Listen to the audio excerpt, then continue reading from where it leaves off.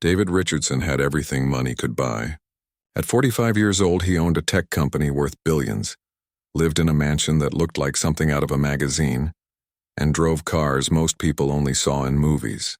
But despite all that wealth, he felt like he was losing control of the one thing that truly mattered to him: his kids. The divorce had been ugly. Real ugly. The kind that gets dragged through courts for months and leaves everyone involved feeling bitter and exhausted. His ex-wife had moved across the country, started a new life, and honestly seemed happier without him.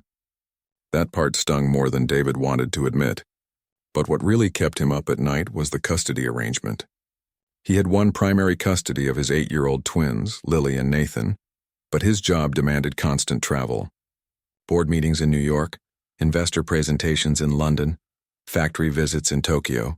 He was building an empire, but empires require attention.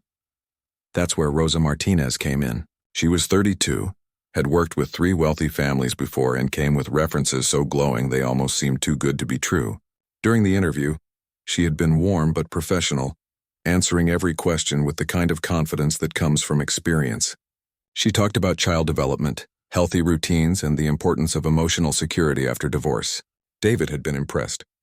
The twins had been cautious but polite, which was about as good as he could hope for given the circumstances. Rosa started on a Monday morning in September. David showed her around the mansion, pointing out the kids' rooms, the kitchen, the playroom in the basement, and the home theater. He explained their schedules, their food preferences, their quirks. Lily liked to read before bed. Nathan was obsessed with dinosaurs and could spend hours building elaborate scenes with his toy collection. They both missed their mom but were trying to adjust. Rosa listened carefully, taking notes in a small notebook she kept in her apron pocket. For the first week, David worked from home, supposedly to help with the transition. But really he was watching, observing, looking for any sign that Rosa wasn't who she claimed to be. He'd been burned before by people who wanted access to his money, his connections, his world.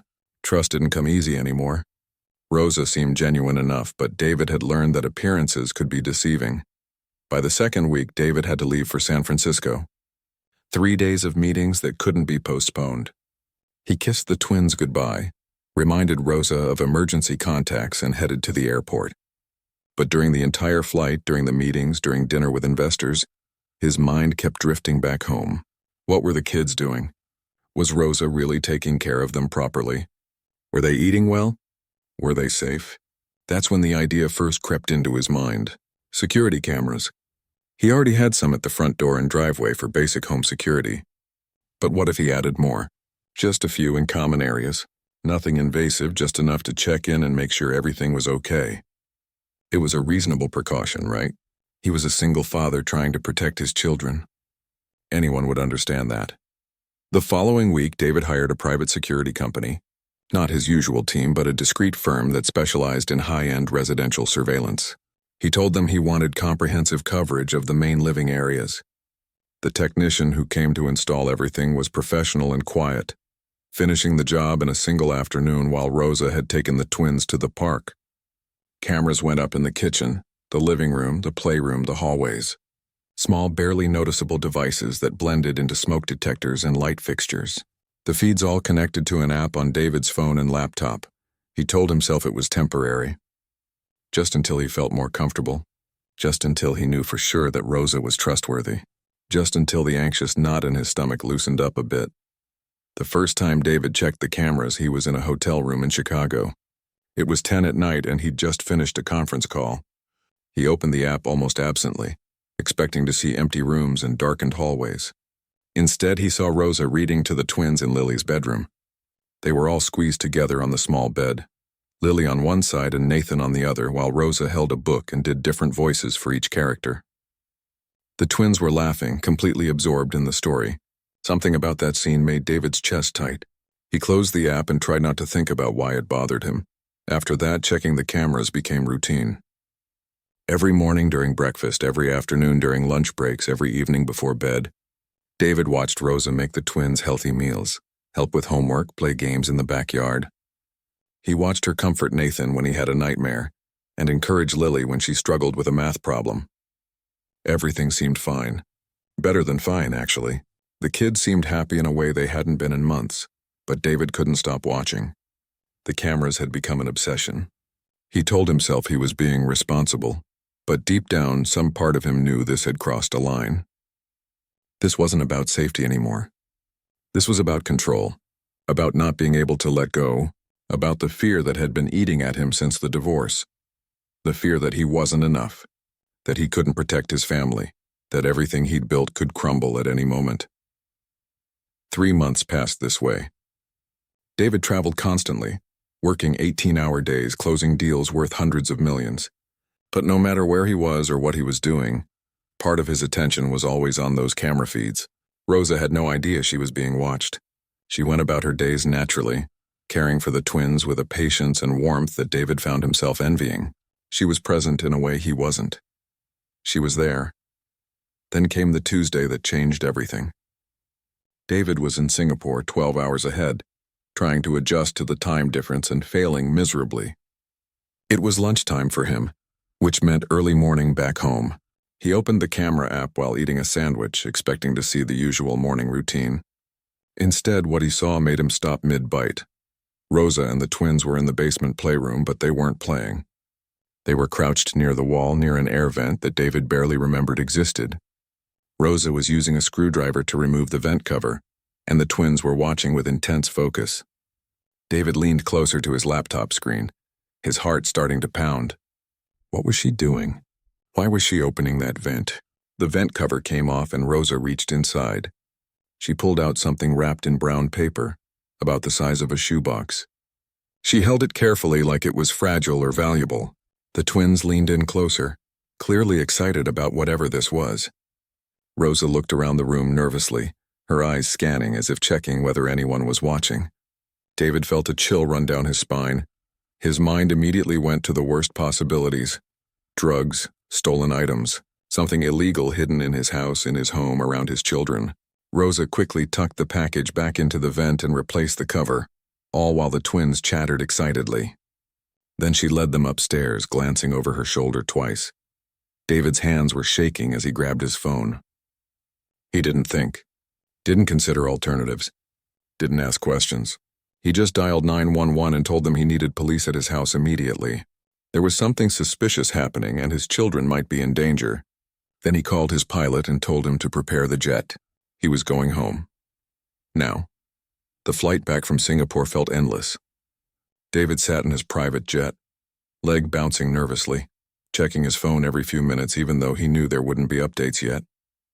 He'd made the call to the police almost 2 hours ago, and by his calculations they should be at the house by now. His mind raced through scenarios, each one worse than the last. What if Rosa had hurt the kids? What if she was part of some criminal operation? What if he'd been blind this whole time, trusting someone who'd been playing him from the start? He pulled up the camera app again, his fingers trembling slightly. The living room was empty. The kitchen showed no movement. He switched to the playroom feed and saw nothing unusual. Where was everyone? Had the police already taken Rosa away? Were his kids okay? The not knowing was torture, worse than any business deal gone wrong, worse than the divorce, worse than anything he'd experienced. His assistant had been calling every 20 minutes with updates from the police department, but the information was frustratingly vague. Officers had arrived at the scene. They were investigating. The children were safe. That last part should have been reassuring, but it wasn't. Safe from what? Safe from whom? David needed details, needed to understand what had been happening in his own home while he'd been halfway around the world. When the jet finally landed, David didn't wait for his usual car service. He grabbed his briefcase and practically ran to where his personal driver was waiting. "The house," he barked. "As fast as you can." The driver, sensing his boss's urgency, nodded and pulled out of the private airport quickly. The 30-minute drive felt like hours. David's mind kept returning to that image on the camera. Rosa's nervous glances. The brown package. The twins' excited faces. What could possibly be in that vent that required such secrecy? His imagination had conjured up everything from drugs to stolen jewelry to blackmail materials. Maybe Rosa had a partner. Maybe she was using his house as a drop point for something illegal. Maybe she'd been targeted by criminals who knew she worked for a billionaire. The possibilities spiraled darker and darker. The mansion came into view and David's stomach dropped. 2 police cars were parked in the circular driveway, their lights off but their presence unmistakable. He was out of the car before it fully stopped, jogging up the front steps and bursting through the door. In the foyer he found 2 officers, one older with graying hair, one younger and still looking somewhat fresh-faced, standing with Rosa between them. She looked pale and frightened, her eyes red-rimmed like she'd been crying. When she saw David, something flickered across her face. Not guilt. It looked more like resignation mixed with hurt. "Mr. Richardson," the older officer said, extending his hand. "I'm Officer Peterson. This is Officer Chen. We've been investigating the situation you reported. Where are my kids?" David demanded, ignoring the handshake. "Are they safe?" "They're upstairs with a family services representative," Officer Chen explained in a calmer voice. "Just a precaution. They're perfectly fine, not distressed or harmed in any way." David felt a wave of relief so strong it almost made him dizzy. Then he turned to Rosa and the relief transformed into anger. "What were you hiding in my house? What was in that vent?" Rosa opened her mouth to speak, but Officer Peterson held up a hand. "Mr. Richardson, we've retrieved the package you mentioned. Before we go any further, I think it's important you see what we found." He gestured toward the dining room table, where a brown paper package sat, partially unwrapped. David approached the table cautiously as if the package might explode. The officers had clearly already opened it for inspection. Inside he could see old photographs yellowed with age, letters with faded ink, a small wooden box worn smooth with handling. He stared at the contents, confused. This wasn't drugs. This wasn't stolen goods. This was personal items. "I can explain," Rosa said quietly, her voice shaking.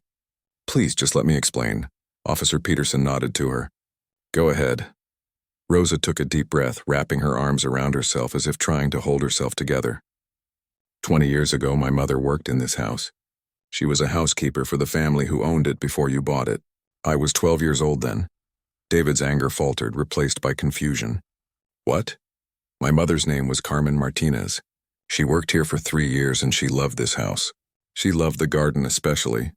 She used to bring me here sometimes on weekends and I'd play in that garden while she worked."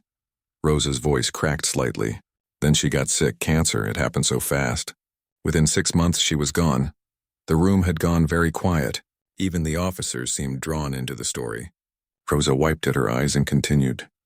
"Before she died, my mother told me she'd hidden something important in the house, something she wanted me to have when I was older. But she died before she could tell me exactly where, and I was just a kid, grieving and lost. The family moved away shortly after, and I never got the chance to come back. Not until I found my mother's diary 6 months ago." Rosa pulled out a small leather-bound book from her pocket. It looked old and worn, the pages dog-eared from use. In here, she wrote about hiding these things in the basement vent. Our family photos from when I was little, letters she'd written to me but never sent, a jewelry box her mother had given her. She wanted me to have them, to remember where we came from, to know that she loved me even when life was hard. David felt like the ground had shifted beneath him. "So you took this job to get them back," Rosa finished. "Yes, I know how it looks. I know I should have told you from the start, but I was afraid. Afraid you'd think I had ulterior motives. Afraid you wouldn't hire me. I needed this job, Mr. Richardson. Not just for the money, though that helps, but I needed to be in this house. To get back the only things I have left from my mother." Officer Peterson pulled out one of the photographs and held it up. It showed a young Rosa, maybe 10 or 11 years old, standing in the mansion's garden with a woman who shared her features. They were both smiling, the woman's arm around Rosa's shoulders. In the background, you could see the same fountain that still stood in the garden today. "We've verified Ms. Martinez's story," Officer Chen added. "The previous owners confirmed that a Carmen Martinez did work here during that time period. The dates match up. There's nothing illegal or suspicious about these items." David stared at the photograph, then at Rosa, then back at the photograph. Shame began to creep in, hot and uncomfortable. "Why didn't you just ask me?" "Why sneak around?" Rosa let out a bitter laugh. "Ask you? Mr. Richardson, with all due respect, you barely talk to me. You give instructions and then you leave. You've never asked about my life, my background, my family. You treat me like a service provider, not a person. And besides," she paused, her jaw tightening, "I knew about the cameras. The room went completely silent. David felt his face flush. What? The cameras, Rosa repeated, her voice stronger now. The hidden ones. I found them within the first week. I'm not stupid, Mr. Richardson. I notice when new equipment appears in rooms, when light fixtures suddenly have tiny lenses, when smoke detectors are positioned oddly. She looked directly at him, and for the first time since he'd hired her, there was anger in her eyes. You were spying on me, on your own children, recording everything we did in what was supposed to be our home. Officer Peterson looked at David with raised eyebrows. Is this true, Mr. Richardson? You installed surveillance cameras without informing Ms. Martinez? David wanted to defend himself, to explain that he was just protecting his kids, that he had a right to monitor his own home.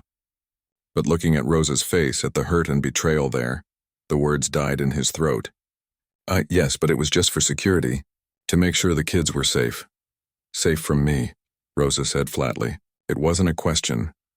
The twins chose that moment to appear at the top of the stairs, accompanied by a woman in business casual attire who must have been the family services representative. Dad! Lily called out, relief in her voice. Nathan was right behind her, and both children rushed down the stairs toward him. David caught them in a hug, holding them tight.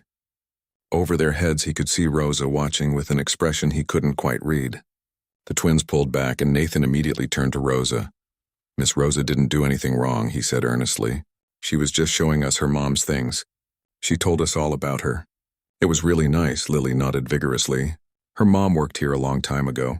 Miss Rosa says we're taking care of the garden her mom loved. That's why she planted those new flowers last month. She wanted it to look how her mom remembered. David felt something crack inside his chest. All this time, Rosa had been caring for more than just his children. She'd been tending to her own memories, her own grief, her own connection to a mother she'd lost too young, and he'd treated her like a potential criminal.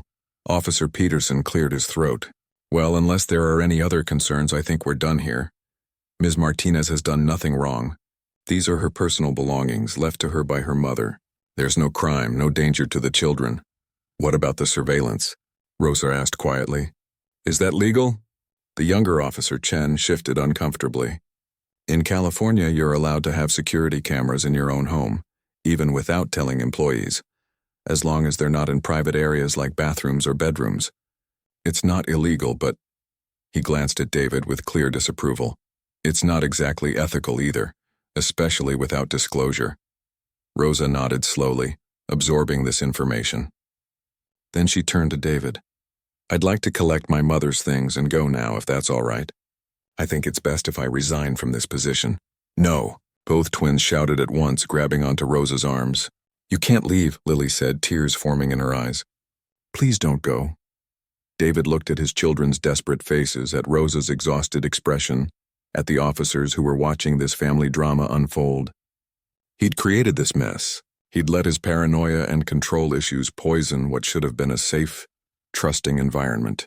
And now he was watching it all fall apart, live and in real time, with an audience of law enforcement officers and state representatives.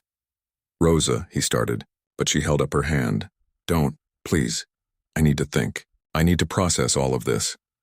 She gently extracted herself from the twins' grip and picked up the brown package from the table, cradling it like it was made of glass. I'll come back tomorrow for my other things. She walked toward the door, and David wanted to stop her, wanted to apologize, wanted to explain. But the words wouldn't come. What could he possibly say that would make this better? The door closed behind her with a soft click that somehow felt thunderous in the quiet house. Officer Peterson put a hand on David's shoulder. Mr. Richardson, I'm going to give you some advice, father to father. Trust isn't built through surveillance. It's built through presence, through communication, through taking risks on people. You've got good kids there. They love that woman. Maybe think about what that means.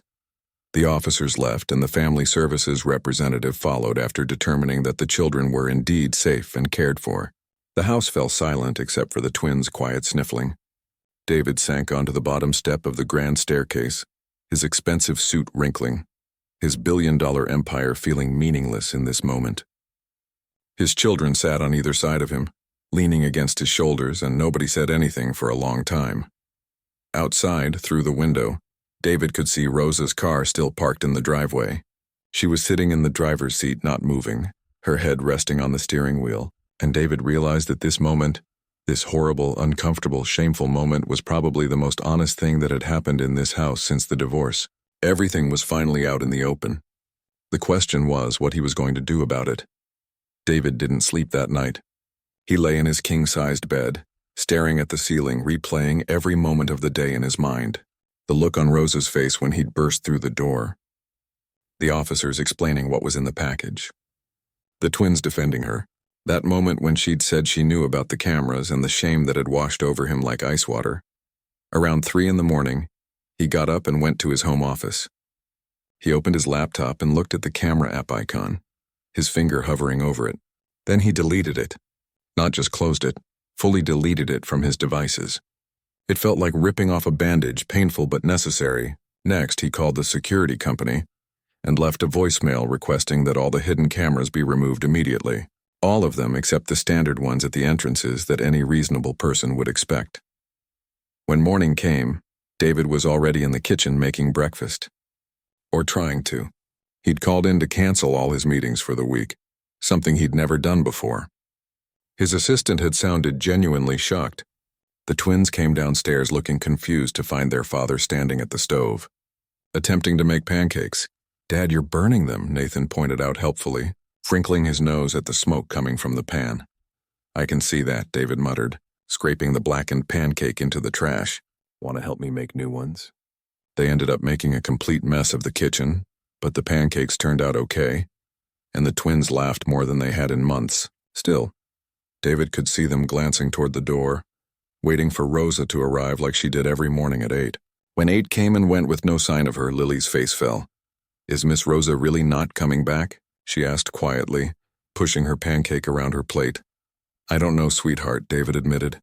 "I messed up pretty badly yesterday. She might not want to work here anymore." "You should say sorry," Nathan suggested, as if it were the simplest thing in the world. And maybe, David thought, it was. At 9:30, there was a knock at the front door. David's heart jumped, hoping it was Rosa, but instead, it was a technician from the security company. "Got your message, Mr. Richardson. Here to remove those extra cameras." "All of them," David confirmed. "Everything except the standard outdoor security system." The technician nodded and got to work. As he went through the house removing the hidden devices, David felt lighter somehow.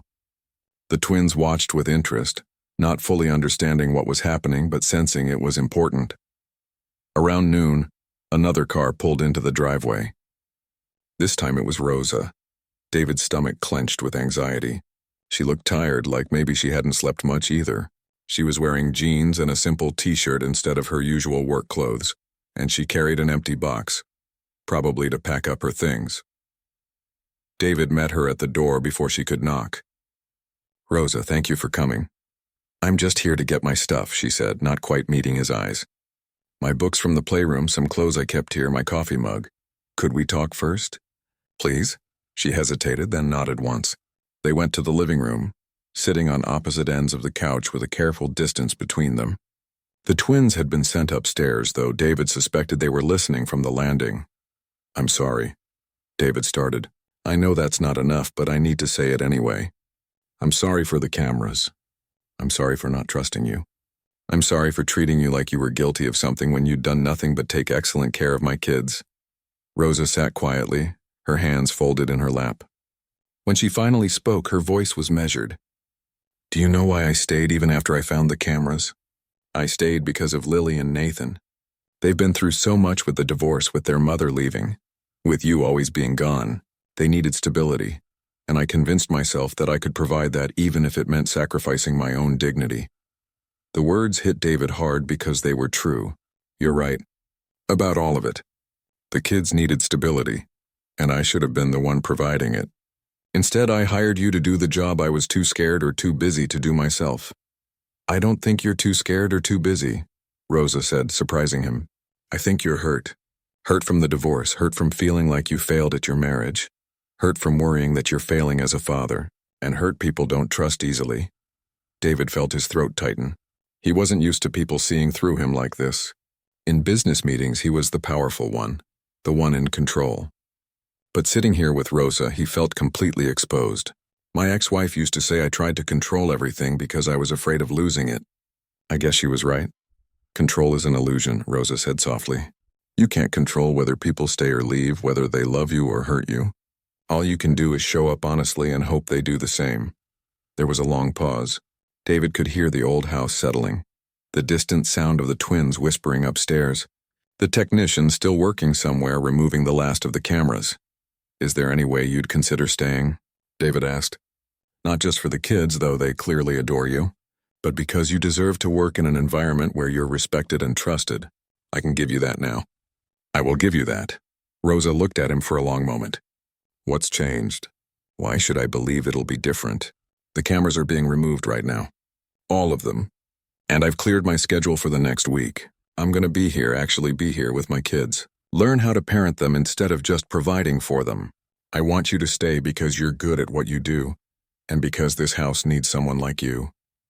But I also understand if you can't, after everything. There's something else, Rosa said, and David prepared himself for the worst. About my mother's things.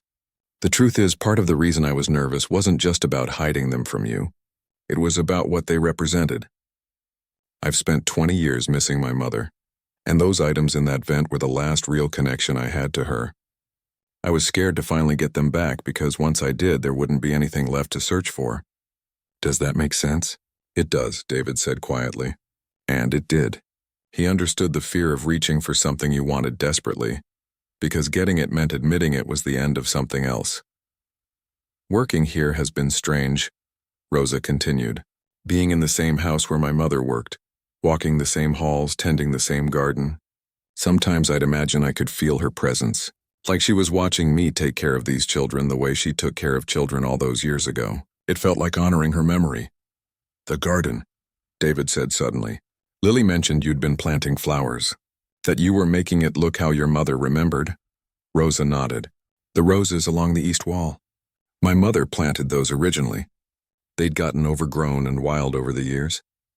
I've been nursing them back to health. There's also a small herb garden she started near the kitchen door. Basil, rosemary, thyme. She used to give herbs to the family for cooking. I replanted it a few weeks ago. David had walked past that herb garden dozens of times without even noticing it. How much else had he been missing while he was busy watching camera feeds from halfway around the world? I want to propose something, he said. Not an employer-employee thing, but something more honest. Stay, and help me learn how to be a better father, not as someone I'm paying to do my job for me, but as someone who clearly knows what these kids need better than I do. And in return, I'll give you the space and freedom to honor your mother's memory in this house. Keep tending the garden. Add to it if you want. Make this place feel like home again, the way it was when your mother was here. Rosa bit her lip, considering. There would have to be boundaries. Clear ones. About privacy, about respect, about communication. Absolutely. Whatever you need. And I need to know, why did you really install those cameras? The truth this time. David took a deep breath. This was the hard part. The part he didn't like admitting even to himself. Because I was terrified. Terrified that if I wasn't watching every second, something terrible would happen, that my kids would get hurt or sick or worse, that they'd end up hating me the way I'm pretty sure my ex-wife does, that I'd lose them like I've lost everything else that mattered. The cameras made me feel like I had some control, like I could prevent bad things from happening if I just paid close enough attention, but all they really did was prevent me from actually trusting anyone, including myself. It was the most honest he'd been with anyone in years, maybe ever. Rosa's expression softened slightly. You can't prevent bad things from happening, she said gently. Life doesn't work that way, but you can be present when they do happen. You can show your kids that you're there to help them through the hard stuff, not just to protect them from it. From upstairs came the sound of something crashing, followed by the twins' voices arguing. David stood up automatically, but Rosa touched his arm. Let them work it out, she said. They're fine. They're just being kids. David sat back down, fighting every instinct to run upstairs and fix whatever was happening. After a minute, the arguing stopped, and he heard Lily and Nathan laughing about something. Crisis averted all on their own, see? Rosa said with a small smile. They're more capable than you think. Is that a yes? David asked. Will you stay? Rosa stood up, walking to the window that overlooked the garden. The roses she'd mentioned were blooming, their red petals bright against the green leaves. I'll stay on one condition. You have to be here. Really here. Not physically present while your mind is in a board meeting. The kids need their father, not a paycheck and a security system. I can do that, David said, standing as well. I want to do that. She turned to face him. Then we have an agreement. But Mr. Richardson, David, he interrupted. Please, just David. David, she amended. This is a fresh start. For all of us. That means no more surveillance, no more suspicion. No more treating me like I'm a threat to your family instead of part of it. Deal, he said, extending his hand. She shook it firmly. The technician appeared in the doorway at that moment. All done, Mr. Richardson. Removed every camera except the ones at the main entrance and driveway. You're all set. Thank you, David said, feeling like a weight had been lifted off his shoulders. After the technician left, Rosa called upstairs. Lily, Nathan, come down here. The twins thundered down the stairs, their faces hopeful. Miss Rosa? Are you staying? I'm staying, she confirmed, and both children crashed into her with hugs that nearly knocked her over. Over their heads she looked at David, and he saw something in her expression that might have been forgiveness or at least the beginning of it. That evening, all four of them worked together to make dinner. David was useless in the kitchen, but he followed Rosa's instructions, chopped vegetables the way she showed him, and learned that cooking could actually be fun when you weren't stressed about 12 other things. The twins set the table and told stories about their day. Normal, everyday stories that David realized he'd been missing by always being in the office or on a plane or watching them through a camera instead of sitting beside them. After dinner, they all went out to the garden. Rosa showed them the roses she'd been cultivating, explaining which varieties her mother had planted and why she'd chosen them. She pointed out the herb garden and let the twins smell each plant, teaching them the names and uses. David found himself genuinely interested, asking questions, learning things he'd never bothered to notice before. As the sun set and painted the sky orange and pink, Lily picked up a fallen rose petal. Miss Rosa, do you think your mom would be happy that you're here? Rosa smiled, her eyes a little wet. Yes, sweetie, I think she would be. David watched his children and their caregiver standing together in the garden his mansion came with, but he'd never really seen. For the first time since the divorce, maybe for the first time in years, he felt like he was exactly where he was supposed to be. Not in a conference room or on a jet or monitoring a screen. Here, present, human. It wasn't perfect. There was still work to do, trust to rebuild, habits to break, but it was a start. And sometimes David was learning, that's all you really need. The first week of David's new commitment to being present was harder than he'd expected. It wasn't the work itself that was difficult. Playing with the kids, helping with homework, making meals. It was the constant pull of his phone, the emails that kept piling up, the feeling that by being at home he was somehow falling behind on everything else. His fingers would itch to check stock prices, to respond to urgent messages from his executive team, to monitor the business he'd built from nothing. On the third morning, Rosa found him in the kitchen at 5 a.m., laptop open, conference call already in progress. She didn't say anything, just stood in the doorway with her arms crossed until he noticed her. The disappointment on her face was enough to make him end the call early and close the computer. Old habits, he said weakly. Old habits keep you in old patterns, she replied, pouring herself coffee. The kids wake up in 2 hours. When they come down, are you going to be the dad who's present, or the dad who's here in body but gone in mind? It was a fair question, and David didn't have a good answer. Rosa sat across from him at the kitchen island, warming her hands on her mug. Can I tell you something about my mother? She asked. She worked 3 jobs after my father left. Housekeeper during the day, waitress in the evenings, weekend work at a laundromat. She was exhausted all the time. But every night, no matter how tired she was, she'd sit with me for at least 30 minutes. We'd talk about our days, or she'd help me with homework, or we'd just be together in silence. She made those 30 minutes count more than some people make an entire day count. David absorbed this, feeling the implicit criticism. I'm trying, he said. It's just that there's so much. There's always so much, Rosa interrupted gently. There will always be another deal, another meeting, another crisis that feels urgent. But your kids are only going to be 8 years old once. You can't get this time back, David. No amount of money can buy you a redo. She was right, of course. David had built an empire, but he was on the verge of losing his kingdom. His children, their trust, their childhood. What good was all that wealth if he was too busy to actually live? That morning, when Lily and Nathan came downstairs, David's phone was turned off and stored in a drawer. He made pancakes again, getting better at them this time. And he sat with his kids and actually listened when they talked about their dreams from the night before, about the upcoming school project, about the friend who'd been mean to Nathan at recess. Small things, normal things, the things that made up a life. Over the following days, David discovered how little he actually knew about his children's daily existence.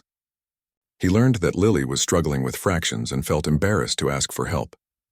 He learned that Nathan was being excluded from playground games because he was smaller than the other boys, and it was crushing his confidence. He learned that both kids missed their mother terribly, but felt guilty saying so because they didn't want to hurt his feelings. Rosa watched these discoveries happen, guiding him when he stumbled but mostly letting him figure things out. She'd been caring for the twins for months now, and she knew their patterns, their moods, their needs. David realized with some shame that Rosa knew his own children better than he did. One afternoon, while the kids were at school, David and Rosa sat in the garden together. She was teaching him about the plants, showing him which ones needed more water, which ones preferred shade, how to tell when the soil needed nutrients. "Why are you doing this?" he asked. "Teaching me all this stuff. You could just keep handling everything yourself." Rosa snipped a dead bloom from one of the rose bushes before answering. "Because eventually I won't be here. Maybe not soon, but someday. And when that day comes, these kids need to have their father, not a man who pays other people to do the fathering for him." "You're planning to leave?" David felt a spike of panic. "Not right now," she assured him. "But I'm 32 years old.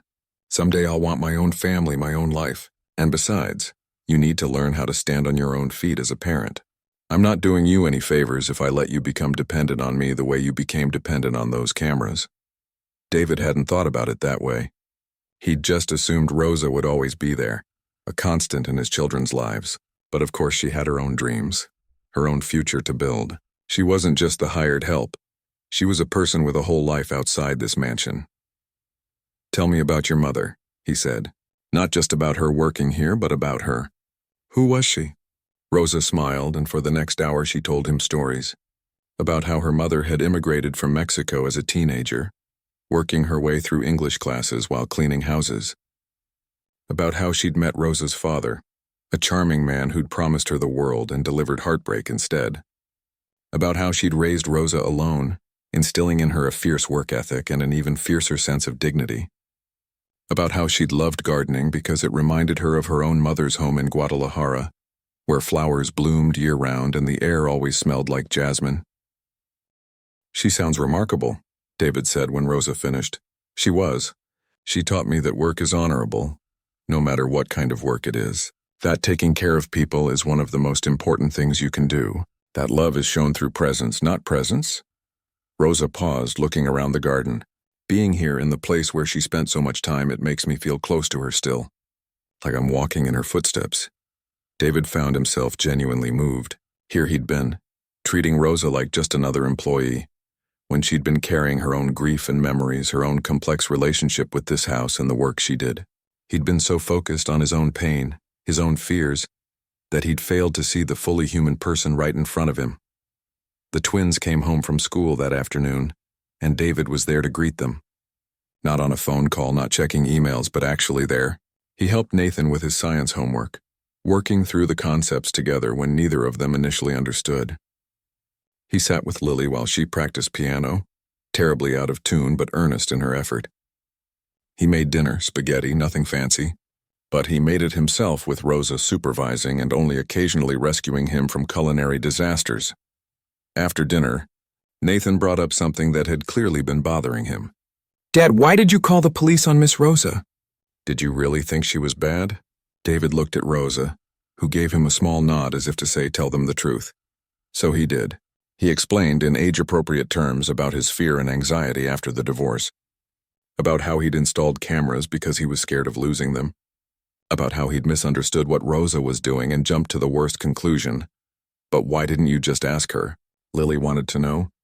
"When you see something weird, you're supposed to ask about it first, not call the police." "You're absolutely right," David admitted. "I should have asked." I should have trusted. I made a mistake, a big one, and I hurt Miss Rosa's feelings. That's why I apologized and why I'm trying to do better now. Are you going to make more mistakes? Nathan asked with the blunt honesty of childhood. Probably, David said, but I'm going to try really hard not to. And when I do mess up, I'll apologize and try to fix it, just like I want you guys to do when you make mistakes. The twins seemed satisfied with this answer. They were resilient in the way kids are, able to accept imperfection from adults as long as the adults were honest about it. That night, after the kids were in bed, David found Rosa in the kitchen preparing lunches for the next day. He'd noticed she always did this the night before, making sure the kids had nutritious, appealing meals to take to school. "Thank you," he said, "for giving me another chance, for being patient while I figure this out." "You're welcome," Rosa replied, spreading peanut butter on bread with practiced efficiency. "But David, I need to be honest with you about something." His stomach clenched. "Okay, I saw the change you're making and it's real. I can see you're trying. But I also see how hard it is for you to stay present, to not drift back to work mode, and I'm worried about what happens when the novelty wears off, when being a present parent becomes routine instead of a project. Will you stick with it?" It was a legitimate concern, and David knew it. He'd started plenty of initiatives with enthusiasm only to lose interest when they became mundane. New workout routines, hobby projects, even charitable foundations he'd funded and then forgotten about. He had a pattern of intense focus followed by abandonment. "I don't know," he admitted. "I want to say yes, absolutely, I'll stick with it. But you're right to question me. I have a track record of not following through when things get boring or hard. So what's going to be different this time?" David thought about this carefully, because the stakes are different. If I quit a workout routine, I just stay out of shape. If I abandon a business project, I lose money. But if I check out on my kids again, I lose them. Maybe not physically, but emotionally. They'll grow up, move out, and I'll be that father they politely call on holidays but don't really have a relationship with. That terrifies me more than any business failure ever could. Rosa nodded slowly. That's a start. But you also need external accountability. You need people who will call you out when you start slipping back into old patterns. Can I be that person for you? Please, David said. I need that. I need someone to be honest with me, even when it's uncomfortable. Okay, then here's some honesty. You've been home for a week, and you've done great. But you've also been checking your phone in the bathroom, taking calls during the kids' quiet time, and I've seen you up at 3 a.m. responding to emails. You're still trying to do everything, still trying to maintain total control of your business while also being present at home. Something's got to give. David felt defensive, but he forced himself to really hear what she was saying. She was right. He'd made progress, but he was still trying to have it both ways. To be a hands-on father while also running a billion-dollar company without missing a beat. What do you suggest? He asked. Delegate more. Hire better people to run things when you're not there. Set boundaries with your team about when you're available and when you're not. Trust other people to make decisions without you. I know that's hard for you, but it's necessary. Over the next few days, David did exactly that. He promoted his COO to have more autonomous authority. He established clear working hours and stuck to them. He created an emergency-only contact system, so his team knew that between 6 p.m. and 8 a.m., they shouldn't reach out unless something was literally on fire. It was terrifying at first. David kept expecting everything to fall apart, for disasters to pile up because he wasn't micromanaging every detail. But to his surprise, his business kept running smoothly. His team, it turned out, was more capable than he'd given them credit for. They'd been hamstrung by his need to approve everything, and with more freedom, they actually performed better. The twins noticed the change. They stopped competing with his phone for attention because the phone wasn't there anymore during family time. They opened up more, shared more, trusted more. Nathan's confidence improved as David spent time coaching him through social situations, teaching him that being small didn't mean being weak.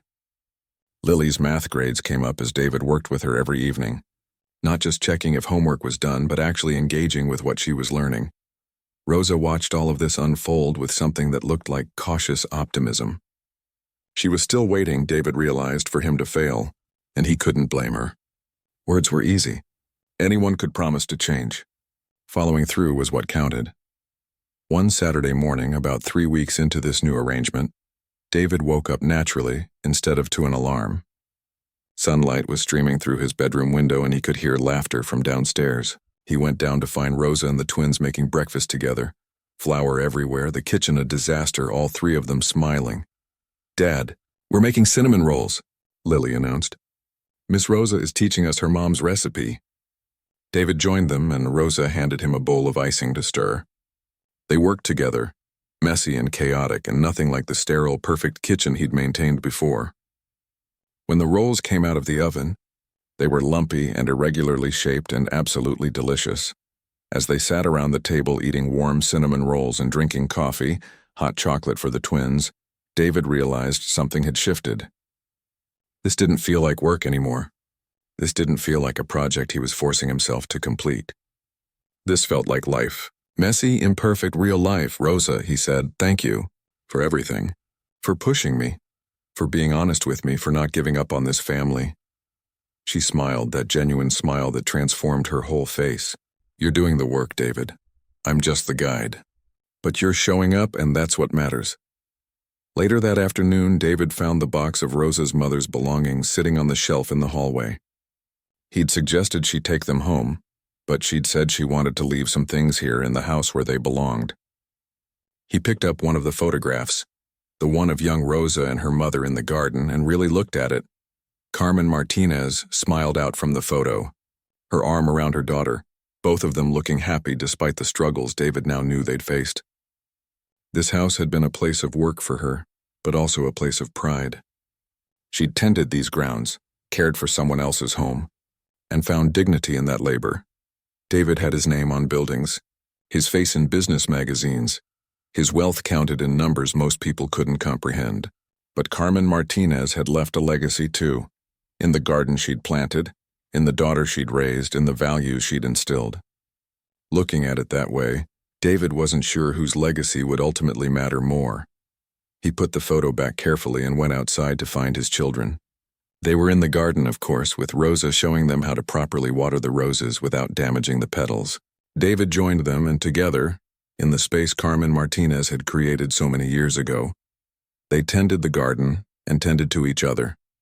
It wasn't perfect. It wasn't controlled. But it was real. And for the first time in a very long time, that was enough.